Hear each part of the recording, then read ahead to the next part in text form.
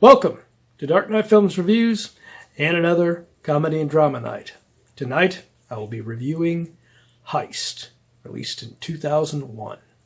Written and directed by David Mamet, starring Gene Hackman, Danny DeVito, Delroy Lindo, Rebecca Pidgeon, Sam Rockwell, Ricky Jay, and Patti LuPone. Now, this film was a film that wasn't even really on my radar until my friend Buddy Campbell did his ranking of the Gene Hackman films, and he came to this one and put it on his list. And I had not even heard of it whenever it first came out. That's how I missed this one. And that's unfortunate because I'm glad... Buddy, I'm glad you clued me on this one because this is another great film for Gene Hackman. I agree with it being on any list of Gene Hackman's best films. Gene Hackman's character of Joe Moore in here is this professional thief that is, got this really efficient crew that does these heists and everything, is excellent as a character. This guy could talk his way into anything. Excellent portrayal of Gene Hackman in this role.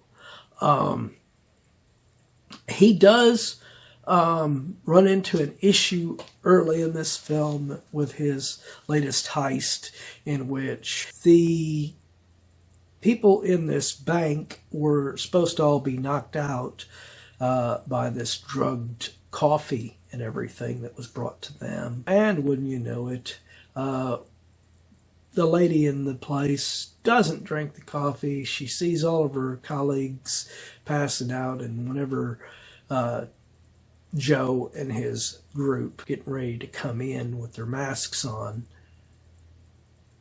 Joe sees what's going on and decides to go in and throw her off, making her think he's a civilian, and ends up knocking her out.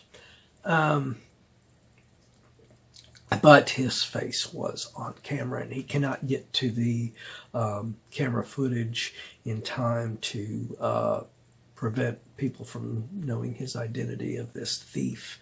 So he plans to leave with his wife, played by the lovely Rebecca Pidgeon, as Fran. And I really liked her portrayal early in this film. I mean, she is a devoted wife who is, the minute that he is exposed here, she is ready to pack up and get the hell out with him and stick by him. And then things start to go south when Danny DeVito's fencer character of Mickey Bergman decides he's not going to pay Joe and his crew. And he wants them to do another job for him. And hell, already, Joe's already exposed, and he's just wanting to get the hell out now. So he doesn't, he doesn't want to get caught.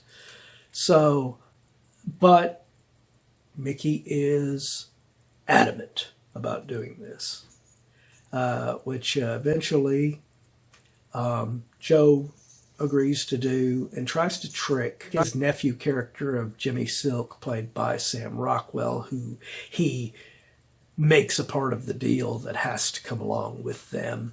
And he tries to trick him into thinking that the job's not going to work.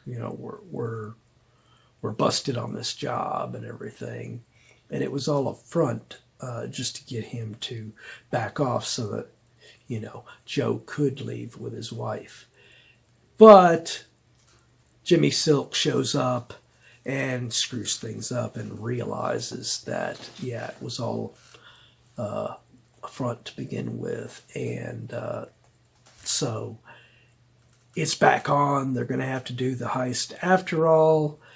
And Joe decides to send in Fran into Mickey's organization, making it appear that she's switched sides, which is great for her because, you know, she's a strong character already at this point. That's fine. What I don't like is what they do later, where Sam Rockwell's Jimmy Silk realizes that she's playing him and ends up knocking out Joe. And I was thinking this was going to head in the direction where Joe was going to suspect that she was in on him knocking him out at that point. But Joe, as it turns out, was expecting him to figure it out, I guess. And it wasn't, he thinks that, you know, Fran is just going along with this. But as it turns out, she ends up siding with Jimmy in the end, and it just hurts this great character that they had established by making her so weak that she even has this line. Well, you sent me to him. Shouldn't have sent me to him. What does it matter? If you love your husband and you're supporting him, what would it matter if he sent you there to do this? You were loyal to him all this time. You helped him with these heists all this time before. Why would this one, he sent you in there, oh, now I'm going to join them and I'm going to go and get together with Jimmy Silk and leave my husband. It's just, it weakens the character, and I did not like that aspect of the film, unfortunately. But another excellent performance alongside Gene Hackman as Joe, though, is, of course, Delroy Lindo as his main man, Bobby. And he is, unlike Fran, he sticks by him throughout this whole thing. Even Ricky Jay's character of Pinky, even though he kind of sort of gives up information to try and save his niece at one point and ends up getting killed in the process. In a conversation with Joe, he apparently gives him a clue to know that something's off. And he's able to change trajectory and be prepared for what is to come. But with Fran, you know, she just basically switches sides and just turns on her husband. So I did not like that aspect of it.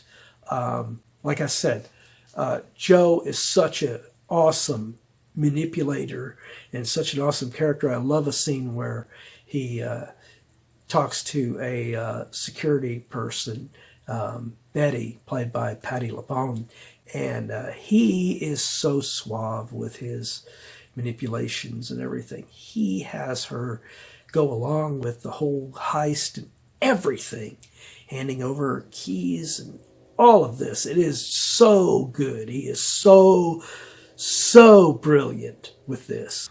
But great performance by Gene Hackman there as Joe. And great performance by Danny DeVito as Mickey, playing completely against anything that you have normally seen him playing. I mean, you've seen him play the over-the-top, goofy, comedic villain with the penguin and everything, but you have not seen him play this level of a deviant villain character as this character of Mickey. He is just a greedy little shit.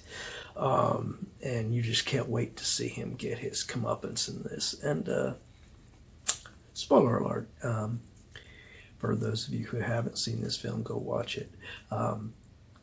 He does get his comeuppance in the end. And it's very pleasing. But yeah, it does suck, in my opinion, that Bobby, Delroy Lindo's character, is the only character that really supports Joe through this whole film and sticks by him and helps him the whole time. But anyway, my final review for Heist from 2001. I am going to give this film a 9.2 2 out of 10. God, this could have been a 10 out of 10. Easy.